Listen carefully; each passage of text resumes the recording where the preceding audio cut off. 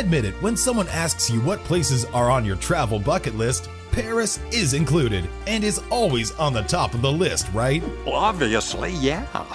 I mean, when you think of Paris, the first few things that come to mind are really good. It's luxurious, it's beautiful, it's sexy.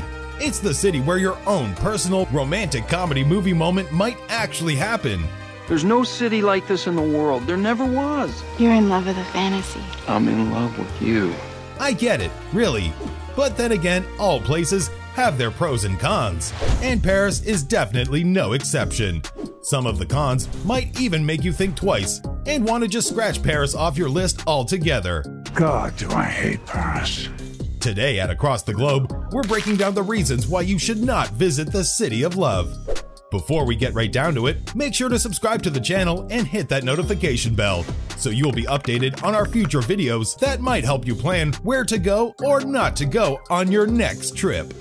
Number 1. Urinals located in the central streets. Everyone, and I mean everyone's got to pee, right? It's a natural human function, and holding it in for too long may lead to a couple of health problems. But that doesn't mean you've got to do it on the sidewalk. Meet the uretador, a portmanteau of the French words for urinal and sidewalk. These are pillar box red urinals topped with a flower bed on the streets of Paris, filled with straw and allegedly odorless. Allegedly. Oh my God. They were installed in 2018 as an attempt to protect the cleanliness of the streets. But who's gonna protect the poor guy who simply wanted to relieve himself from accidentally flashing the tourists cruising along the barge along the Seine River? Or are the tourists the ones needing protection? Regardless, the designs of these open-air urinals don't really offer much coverage, and the Parisians have branded them immodest, ugly, horrible, as well as sexist, seeing as only men can use them. But hey, flowers grow out of the top. Number 2. Paris is trashy. The city of light and romance has become a dirty old town, or as locals have nicknamed it, Paris Poubelle, meaning dustbin Paris. This place is disgusting. The French capital, despite efforts to deal with litter, graffiti, and dog mess, is grubbier than ever. Looking quite shabby, despite a €20 million facelift 6 years ago, Paris pavements are littered with abandoned electronic scooters and bicycles. Whoa! What the? Hey, who left their scooter here? Okay? Punctuated by dog mess and cigarette ends. The French are so used to the state taking care of their needs that they feel very little obligation to take responsibility for their own actions and their consequences. It's a sad throwaway culture we're living in.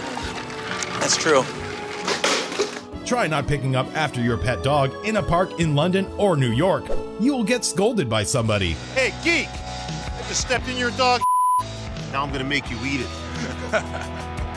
Peter, run! Number 3. You have to be on high alert all the time. No, you are not likely to get shot by a lost bullet in Paris, not likely to be assaulted in daylight, nor do you risk falling in the Seine from a badly maintained bridge. What about having the contents of your wallet stolen without you even knowing about it until much later? Yeah, that's most likely to happen, as pickpocketing is the most prevalent form of crime that targets tourists in the French capital. There are also a lot of scammers around. They will start their spiel with, "Do you speak English?" Then be all nice and friendly, tell you their oh-so-sad story, and eventually ask you for money. They might even try to sell you all kinds of useless things, and when you say no thank you, they'll get angry at you. Another popular scam is one that is particularly effective in front of a jewelry store. Someone will suddenly yell, "You dropped something," and that person will hand you what looks like a valuable piece of jewelry.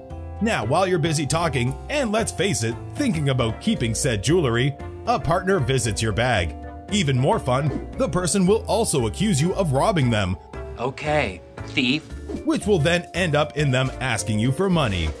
Number 4, the customer is not always right. I know this one's a cliche, but there are good reasons why things become cliched.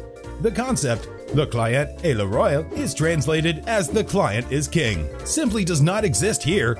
If you are expecting big friendly smiles and "how can we help you" asked in a perky voice, you will have to keep waiting. French client service tends to be cranky and very square, with nobody willing to bend the rules or go out of their way to help. Lana Kane? No. See? What? So if you want to try to return an item, ask for delivery, or just get an explanation for something, be prepared with your best bonjour and some practice sweet talks. But if having a waiter turn up his nose at you simply asking if you could box up your leftovers, then don't visit Paris. Nous voulons commander à déjeuner, please. Visiblement, votre prof de français devait être complètement nul. Vous ne comprenez pas une broche de notre langue. Number 5. The Eiffel Tower is overrated. Sure, it's a 127-year-old cast iron engineering marvel that seems to be made of the air itself, rising into the sky and the heart of Paris. It's pretty iconic, honestly. When you tell anyone you've just been to Paris, I bet their first question is, did you get to the top of the Eiffel Tower? But yes, it is definitely overrated. First off, you need to have the patience of a saint when you visit the Eiffel Tower, because you will most likely be waiting for hours in several different queues. There's a queue to buy your tickets, which will cost you a pretty penny. Then there's a security check queue, the queue for the elevator to take you to the second floor, and then for another elevator to the summit. Don't forget that once you're done soaking up the adamantly beautiful sights of Paris, you have to queue again going down to the second floor, and finally, one last queue to the elevator that will take you to the ground floor. If there's one thing I hate, all the lines. So, you finally get to the top. As you rub elbows, quite literally, with other tourists who don't know the meaning of personal space, you'll get hit by the sudden realization that you can actually get a panoramic view of Paris from other locations for free, with less crowds and at a fraction of the time. There goes those precious holiday hours you can never get back. Number 6. Racism is still prevalent. This one's the most sensitive and most serious reason on our list. The racism is boorish. Turn on the TV in your hotel room and you'll see TV commentators being blatantly insulting to people of different races. Try to open up a conversation with a random stranger in the streets of Paris, and you might just have to back out of conversations to avoid being uncomfortable because of the racist language being used. When the pandemic hit, it seems to have only gotten worse. A German newspaper even said, if France was the first European country where cases were detected, it was also the first where racist anti-Asian hysteria appeared for the first time. And they're not wrong. There are videos circulating on the internet where acts of racism were captured. There was one where a group of Parisian women of Vietnamese Cambodian origin on a bus being bombarded by humiliating comments. And another showing an Asian woman sitting down while passersby rush for cover behind their scarves and collars. Sadly, old racist stereotypes are like a virus these days, spreading and contagious. Number 7. You really won't be able to see the Mona Lisa up close. Oh, you thought you were done with the queues with the Eiffel Tower? Ha! You want to get inside the Louvre to catch a glimpse of one of the most famous paintings in history? Get in line, buddy. Once you get in after conquering the Louvre lines, most people rush to see the mysterious smile girl, Mona Lisa. Obviously, everyone wants to see the painting up close. Easier said than done. Since a lot of people, and I do mean a lot, want to take selfies with her, you're gonna have to wait your turn. Then, when you approach the painting, you will see the glare on the protective glass won't allow you to photograph it. Finding the right angle is virtually impossible. You might even get hit by a camera lens or a selfie stick while trying to capture her serene smile on your phone. Besides, in real life, the painting is small, and you can't really get close enough to it to fully enjoy the masterpiece. Number 8. There are very few places where people speak English. You don't speak to foreigners in your country in their own language, do you? No, right? And don't expect the French to do it for you either. They most probably won't, and shouldn't have to. You'll find that even if the French do speak English, they might not. Can you give me some more swordfish? I don't speak English. Either because they're feeling taciturn, or it just might be that, like you, they feel shy of trying their English out. If you immediately start talking to a French person in English, they will pretend not to speak English. Speak French with a French person. Then they will switch into English. It's just how it works.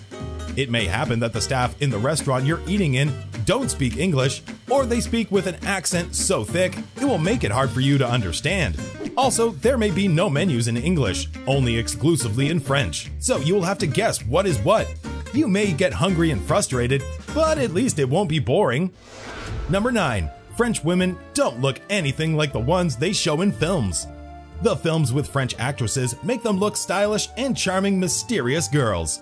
They wear perfect clothes, complete with a stylish black and white top, slim black pants, and of course, a beret. They're independent, they speak their mind, and they look stunning. Many girls want to look like French women. They want to learn something about style from them. So imagine their confusion when they finally get to Paris. They see women wearing regular clothes, no makeup, with no manicure. In real life, they are regular women that are not fixated on their appearances. Number 10. Small serving for an insane price. Paris may be the most visited city in the world, yet it's also one of the most expensive. France is famed as a world leader when it comes to fine eating, known to the French as gastronomy, and known to the world over by the French expression haute cuisine.